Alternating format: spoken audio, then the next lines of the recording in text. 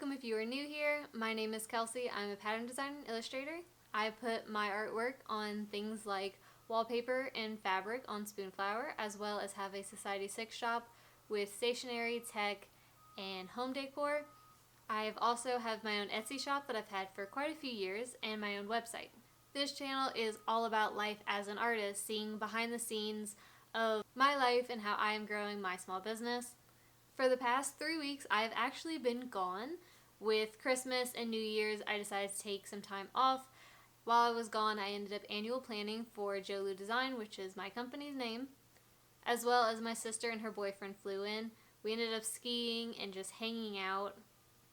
Also in those 3 weeks, I ended up making a mini pattern collection, as well as now I am prepping for a birthday sale, which is going to happen on my Etsy and website the first full week of February, since February 7th is my birthday. Now, with the start of the year, maybe it's just me, but I really like to deep clean, go through things that I just haven't used maybe the whole of 2022 or maybe just Q4 that no longer serve me. My studio is kind of a dumping ground for anything and everything. I want to go through, clean this thing behind me that has all kinds of craziness in it, as well as just organize my desk. I am an artist that does not keep any physical products in my studio, so my studio is actually not that large. I don't have inventory. All of my work is either print on demand, licensed out, or lives in a digital space.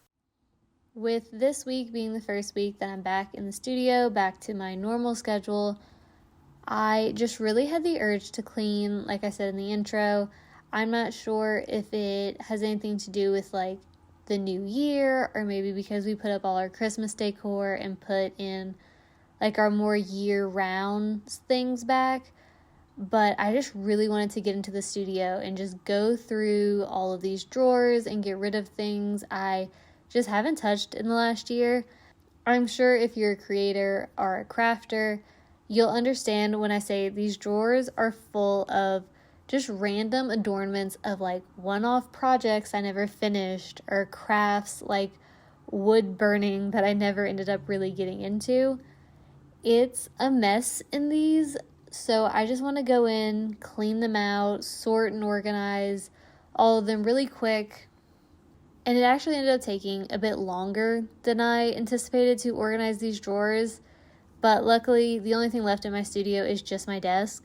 And since I'm at my desk so much, I tend to keep it more organized. It's really just wiping it down and then putting things back where they were. I have a tendency to just leave my notebook out and open, or have my Apple Pencil not charging. Things like that is just really just organizing, so when I go back into my studio in the morning, it's just clean. It's a nice way to start your day. Now that my studio is all clean, I can actually get to work. Right now, I'm working on Spoonflower's Year of the Rabbit challenge. I made a mock-up of what I want it to look like on my iPad, so now I just need to draw up the illustrations in Procreate and then put them into Illustrator. I actually ended up having a problem with my illustrations once I image traced them. There was just a bunch of jagged lines and it looked really bad.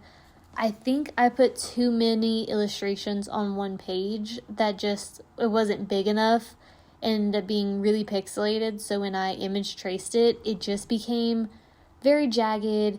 It just wasn't good. I really didn't like it. It didn't look good. So I decided to separate each design into layers. That way in Illustrator, I can just kind of put the layers on top of each other. It ended up working out really well, and I like the way it ended up.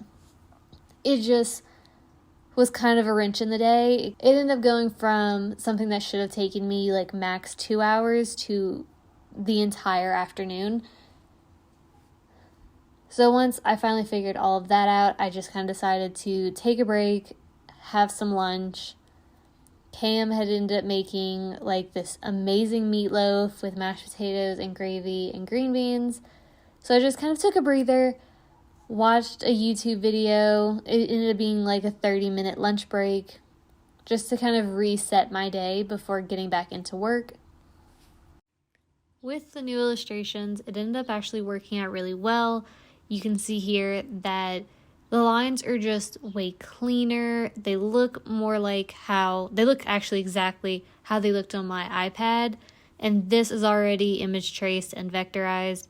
I'm sure now you can probably see the difference. It's just so much cleaner. It looks way better. Not so many random colors that just weren't there. And this is actually like the finished product.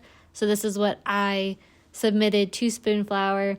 I believe you have until January 19th if you are interested in submitting something. If you have maybe like a bunny pattern that you would like to add, you're more than welcome to go onto their website and submit your work. Once you're in their design challenge page, you can actually see all of the challenges that they have available right now, as well as the Year of the Rabbit design challenge.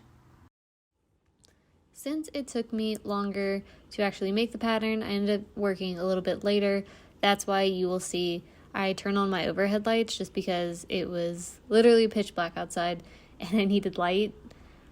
Here I am making a mock-up of the actual pattern that we just made. That way, since the entry closes on January 17th, which is actually the day that this video goes live, I am scheduling out a post for January 18th when voting starts, just telling the people who follow me on Instagram that this challenge is happening, the voting is open, and this is what my pattern looks like. I'm also putting in the description of anyone else, if they are a designer that follows me, comment in there saying that they also entered. That way when I go in and vote for my pattern, I can also look for theirs as well and vote for them as well. Just kind of a community helping a community. I always, if I enter into these challenges, post the link to the actual voting page into my Instagram stories. That way it's super easy. The easier you can make it for the people to vote for you, the more likely they are to vote. Since I did not actually make an intro or an outro, this will be my outro. I hope you enjoyed. I'm sorry this is a bit short. It ended up being a crazy day and it didn't really get much done. But thank you so much for watching, and I will see you next week.